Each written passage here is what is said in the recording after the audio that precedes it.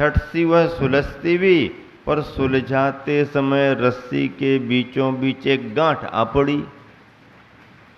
निकल तो ठीक रही थी, लेकिन निकलते निकलते एक गांठ रस्सी में लग गई। कसी गांठ है वह, गांठ थोड़ी कस गई। ध्वजारोहण करते हैं ना, तो जरा में डोरी निकल आए तो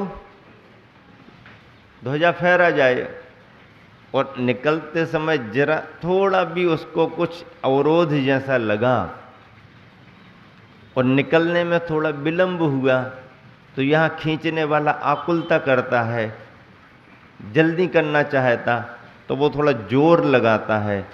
जोर लगाने में गांठ का और दबाव बन जाता है। अब फिर क्या, गांठ लग गई तो लग गई। फिर जरा टेक्निक आती है, थोड़ा हिलाना डुलाना करते हैं एक्सपर्ट लोग, फिर अपने तरीके से फिर उसको धीरे से निकाल देते हैं। पर रस्सी में गांठ आ जाए तो बाधा व्यवधान आती है। अब कुंभकार माटी को गलाने के लिए, पानी लेने के लिए कुएं पर गया है। बाल्टी भी सामान्य लेकर के नहीं गया, कड़ीदार बाल्टी लेकर के गया है। पानी छानने की विधि में बाल्टी में नीचे एक रिंग कड़ी होना बहुत जरूरी है। रस्सी ठीक ठाक करते समय गांठ लग गई, खोलना अनिवार्य है उसे, और आयाम प्रारंभ हुआ शिल्पी का। हाथ के दोनों अंगुष्ठों में, दोनों तर्जनियों में पूरी शक्ति लगाकर वह केंद्रित करता है। श्वास रुकता है, बाहर का बाहर, भीतर का भीतर। लो, कुंभक प्राणायाम अपने आप घटित हुआ। तुम बैठ करके क्या अपने घर में अलग से कर रहे, वो तो काम करो तो अपने आप। तो शिल्पी जब गांठ खोलने के लिए श्रम करता है, तो श्वास अंदर की अंदर, बाहर की बाहर, कुंभक हो गया। अंदर जो श्वास है उसको रोक लिया, कुंभक है। ओंठों को चबाती सी मुद्रा, दोनों बाहुओं में नसों का जाल वह तनाव पकड़ रहा है। त्वचा में उभार सा आया है, पर गांठ खुल नहीं रही है। अंगुष्ठों का बल घट गया है, दोनों तर्जनी लगभग शून्य होने को हैं, और नाखून खूनदार हो उठे हैं। नाखून खूनदार हो उठे हैं, पर गांठ खुल नहीं रही है। इसी बीच सेवक को सेवा देकर उपकृत करो स्वामिन, यूं दांतों का दल शिल्पी को कह उठा। और यह समयोचित है स्वामिन, हमने यही नीति सुनी है कि अब दांत कहने लगे, स्वामी सेवक को कुछ काम दो, हम दांत कब काम आएंगे तुम्हारे, अभी काम करने का समय है। और दांत क्या कहते हैं शिल्पी से, कुंभकार से, बात का प्रभाव जब बलहीन होता है, बातचीत का प्रभाव जब बलहीन होता है, हाथ का प्रयोग तब कार्य करता है। बातचीत से यदि कोई नहीं मानता है, तो उस समय नीति कहती है कि फिर हाथ का प्रयोग जरूरी है, दो चार अपने बराबरी से लगाओ। हाथ का प्रयोग, हाथ का प्रभाव जब बलहीन होता है, तो हाथ का प्रयोग तब कार्य करता है। घर में माँ बच्चे को पहले प्रेम से समझाती है, बच्चा हंसता रहता है, फिर थोड़ा सा अपनी मुद्रा को बदल करके थोड़ा सीरियस कड़क होकर के समझाती है, तो भी बच्चा उसको टाल देता है। माँ को लगता है ये तो टाल ही रहा है, सुन ही नहीं रहा, मान ही नहीं रहा, तो फिर उसके पास जा कर के अंदर तो करुणा रहती है, लेकिन लाइन पर कैसे लाएं, तो थोड़ा सा हाथ का प्रयोग कर दिया। हाथ का प्रयोग तब कार्य कर, और हाथ का प्रयोग जब बलहीन होता है, नीति है, संस्कृति की नीति है कि हाथ का प्रयोग जब बलहीन होता है, हथियार का प्रयोग तब आरी करता है। एक कुशल शासक को, प्रशासक को यही नीतियां सिखलाई जाती हैं कि पहले बातचीत से समझौता करो, बातचीत से सामने वाला समझ गया, आगे मत बढ़ो, बस वहीं पर सामंजस्य कर लो। बातचीत से प्रभाव नहीं पड़ रहा है तो फिर थोड़ा सा बल का प्रयोग करो। बल के प्रयोग में, हाथ के प्रयोग में भी यदि ठीक ठाक नहीं है तो फिर हथियार का प्रयोग करो। पुलिस वालों को यूं प्रशिक्षित किया जाता है, कहीं पर कोई दंगा फसाद कर रहे हों लोग, असामाजिक तत्व, तो स्पॉट पर जाकर के पहले उनको अच्छे से समझाओ, ये ठीक नहीं है, आप लोग वापस हो जाओ, ये सही तरीका नहीं है, आपकी जो मांग है आप अपने तरीके से रख सकते हो, लेकिन ये इस तरह से रास्ते जाम करके और ऐसा वैसा करके सामान्य जनों को परेशानी होती है, आने जाने में व्यवधान बाधा, तो ऐसा समझा बुझा करके ठीक है आपकी बात हम आगे बढ़ा देंगे, ऐसा करो वैसा करो, तो ये सब करते हैं, समझाते हैं। इतने में यदि समझ में आ जाए तो ठीक, अन्यथा फिर क्या करते हैं, भीड़ भाड़ ज़्यादा दिख गई, चलो कोई बात नहीं, लाठी चार्ज कर दो। क्या लाठी? अभी लाठी ठंडी पड़ी थी, उसको चार्ज कर दिया। तो लाठी चार्ज मतलब हाथ का प्रयोग शुरू हो गया, डंडे का, लाठी का प्रयोग हाथ के द्वारा शुरू हो गया।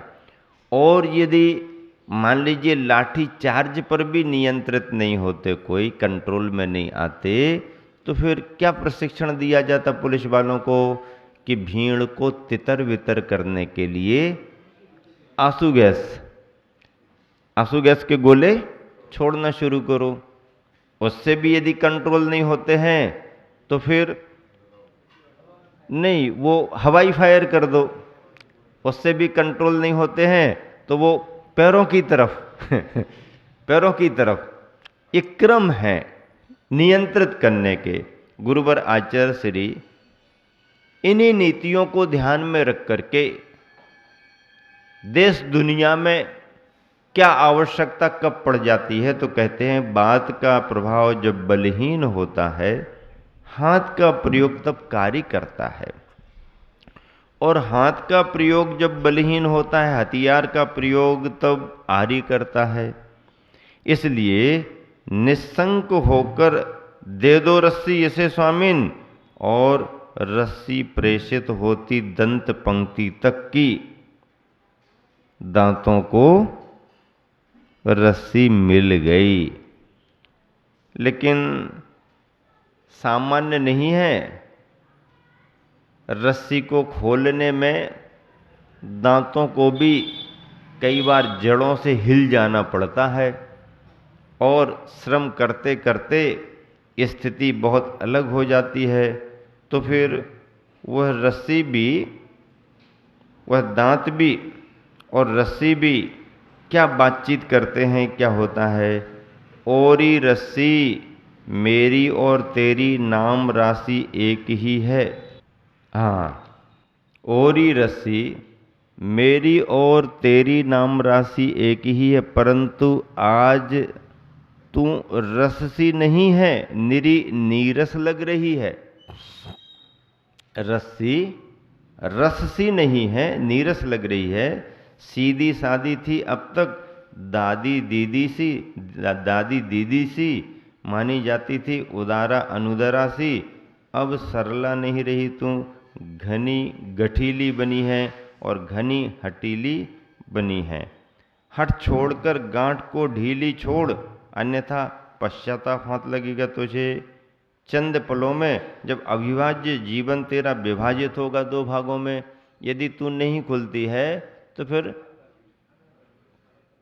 अविभाज्य को विभाज्य करूंगा, यानी उसे अलग अलग कर दूंगा, ऐसी बात सुनती है। और इसी तरह की चर्चा चलते फिर हिंसा मत करो, आदि आदि कहते हुए मेरे स्वामी संयमी है, हिंसा से भयभीत और अहिंसा ही जीवन है उनका। उनका कहना है कि संयम के बिना आदमी नहीं, संयम के बिना आदमी नहीं, यानी वही आदमी है जो यथायोग सही दमी है। दमी यानी अपने इंद्रियों का विजेता है, दमन दमी। इस तरह से जो संयमी है वही वास्तव में आदमी है। हमारी उपास्य देवता अहिंसा है, और जहाँ गांठ ग्रंथि है वहाँ निश्चित ही हिंसा छलती है। जहाँ पर गांठ ग्रंथि हो वहाँ पर हिंसा आती ही आती है, और हमारी उपास्य देवता तो अहिंसा है। अर्थ यह हुआ कि ग्रंथि हिंसा की संपादिका है, और निर्ग्रंथ दशा में ही अहिंसा पलती है, पल पल पनपती बल पाती है।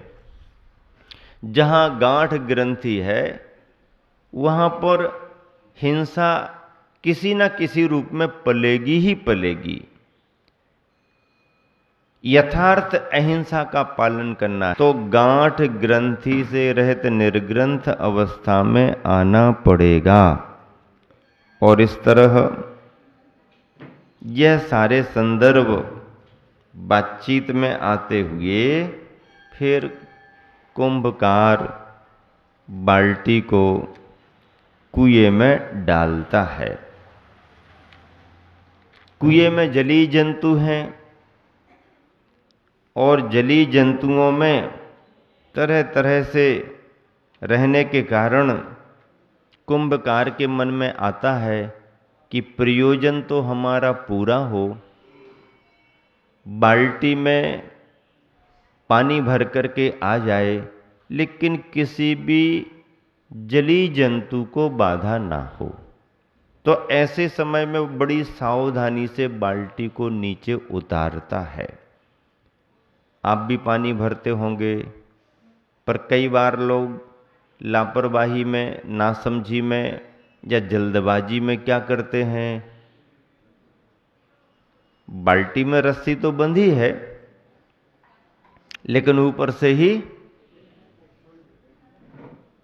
इतना उनको समय नहीं है कि आराम से बाल्टी को नीचे उतारें। एक साथ रस्सी का एक छोर तो पकड़े हैं, लेकिन बाल्टी और रस्सी पकड़ करके आवाज आना चाहिए कि बाल्टी पहुंच गई। और यदि तुम्हारे को आवाज आती है और वहां पर कोई मछलियां, मेंढक आदि आदि जलीय जंतु हों और उनके ऊपर बाल्टी गिरे तो उन्हें बहुत बाधा हो जाती है। आपकी लापरवाही से उनकी हिंसा भी हो सकती है। तो जब हम छोटे छोटे सूक्ष्म जीवों को बचाने की भावना से पानी भर करके छानने की विधि करेंगे तो ये तो संगी पंचेंद्री माने जाते हैं।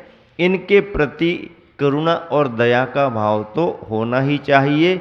उसी भाव से फिर आप अपने जीवानी पानी को छानने और निकालने की विधि को करें। आपकी बाल्टियों में तो रिंग भी नहीं होता है। जितने लोग पानी भरते हैं उनकी बाल्टियां देख लो। मंदिर के कुएं पर भी रखी रहने वाली बाल्टी में रिंग नहीं मिलते हैं। इसका मतलब उसकी जरूरत ही नहीं है। अब जरूरत ही नहीं है तो फिर मूक माटी में रिंगदार कड़ीदार बाल्टी कुंभकार लेकर के पानी भरने जा रहा है, ये लिखने की जरूरत क्या पड़ी। उसका उपयोग पानी छानने के बाद अनछने जल को किस तरीके से उसी स्थान पर भेजाया जाता है, तब उस रिंग, उस कड़ी का महत्व मालूम होता है। और वो होना भी चाहिए। आप अपने निजी कार्यों में भी वैसा प्रयोग करें, आप ना भी करें तो तब जब भी आप धार्मिक कार्यों को करें, देवशास्त्र गुरु की प्रभावना के कार्य को करें, चौके आदि की शुद्धि का कार्य करें, तो पानी को इसी विधि से छाना जाना चाहिए। यही यथार्थ में जीवानी है और जिनवानी में इसी जीवानी का संदेश है। लो हाथों हाथ संकल्प फलीभूत होता सा, स्वप्न को साकार देखने की आस भरी मछली की शांत आंखें ऊपर देखती हैं। उतरता हुआ यान सा दिखा, लिखा हुआ था उस पर धम्मो दया विशुद्धो। बाल्टी पर क्या लिखा था? बाल्टी पर क्या लिखा था? कभी किसी की बाल्टी पर लिखा हुआ है क्या? मूक माटी को पढ़ करके किसी ने अपनी बाल्टी पर लिखा क्या? बाल्टी पर लिखो धम्मो दया विशुद्धो, ये बाल्टी नीचे जाएगी। दया का सूत्र इसमें लिखा हुआ है, धर्म का सूत्र लिखा है, भावना है, और इस भावना से ही हमारी अहिंसा पलेगी। धम्मो दया विशुद्धो, तथा क्या लिखा? धम्मम शरणम गच्छामि। धम्मम शरणम गच्छामि। ज्यों ज्यों कूप में उतरती गई बाल्टी, त्यों त्यों नीचे, नीचे की नीर की गहराई में, त्यों त्यों नीचे नीर की गहराई में झटपट चले जाते प्राण रक्षण हेतु मंडूक आदि अनगिन जली जंतु। जैसे कुछ आता हुआ आभास होता है तो जल पर जो तैरते रहते हैं वो उसको आता हुआ देख करके पानी के अंदर छिप जाते हैं अपना रक्षण करने के भाव से। किंतु हलन चलन क्रिया मुक्त हो अनिमेष अपलक निहारती है उतरती बाल्टी को, रसना धीना रस लोलुपा सारी मछलियां बे। मंडूक कंडूक तो नीचे उतर जाते हैं, लेकिन खाने की लालसा जिन मछलियों के अंदर है, लोलुपता जिनके अंदर की कुछ खाने को मिलेगा, कुछ आ रहा है, तो इस लालच में, इस खाने की रस लोलुपता में मछलियां आसपास और आ जाती हैं। भोजन इससे कुछ तो मिलेगा इस आशा से, पर यह क्या वंचना। खाली बाल्टी देखकर उसे नूतन जाल बंधन समझ सब मछलियां भागती भीति से, अरे इसमें कुछ थोड़ी है, भागो भागो भागो भागो। मात्र संकल्पिता वह मछली वहीं खड़ी है, साथ एक ही सखी है उसकी, और उस सखी को कुछ कहती है वह, बाकी तो सब भाग गई डर करके कि इसमें कुछ नहीं है। एक मछली कुछ अपना भाव लेकर के खड़ी, और उसकी एक साथी है, उस सखी को कुछ कहती है वह, चल री चल इसी की शरण लें हम, धम्मो दया विशुद्धो यही एकमात्र है, अशरणों की शरण महा आयतन है यह।